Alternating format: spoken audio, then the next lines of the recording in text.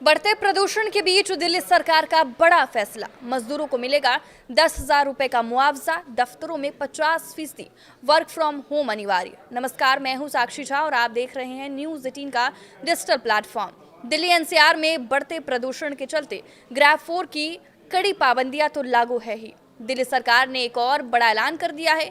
इसके तहत दिल्ली में रजिस्टर्ड मजदूरों को 10,000 रुपए का मुआवजा दिया जाएगा। ये रकम सीधे मजदूरों के खाते में जाएगी।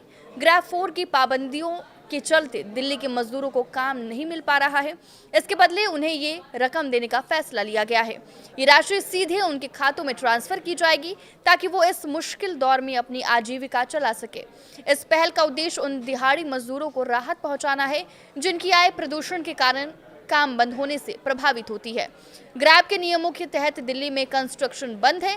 ऐसे में दिल्ली में रजिस्टर्ड मजदूरों को काम नहीं मिल पा रहा है। इस वजह से उन्हें 10,000 रुपए का मुआवजा देने का फैसला लिया गया है। यही नहीं, दिल्ली सरकार ने सरकारी और निजी दफ्तरों में 50% वर्क फ्रॉम होम अनिवार्य कर दिया है।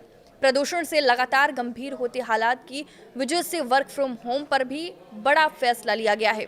CAQM और पर्यावरण विभाग ने बढ़ते प्रदूषण को लेकर जो नियम लागू किए हैं, उसके तहत अब हर दफ्तर में 50% ही अटेंडेंस होगी। यानी दिल्ली में मौजूद सभी दफ्तरों में 50% वर्क फ्रॉम होम करना होगा।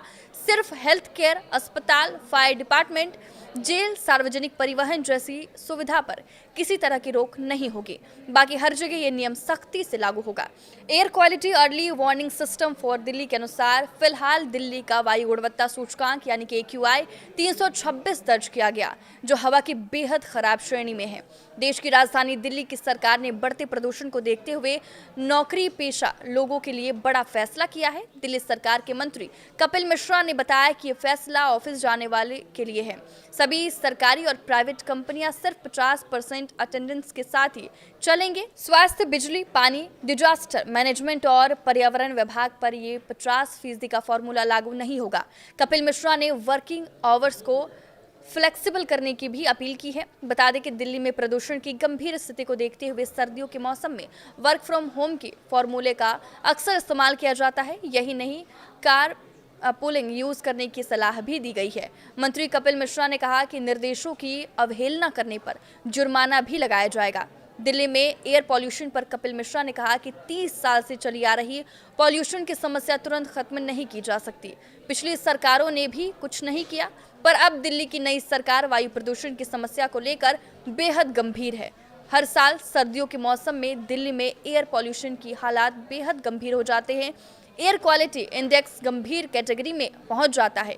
इसके चलते खुली हवा में सांस लेना भी मुश्किल हो जाता है।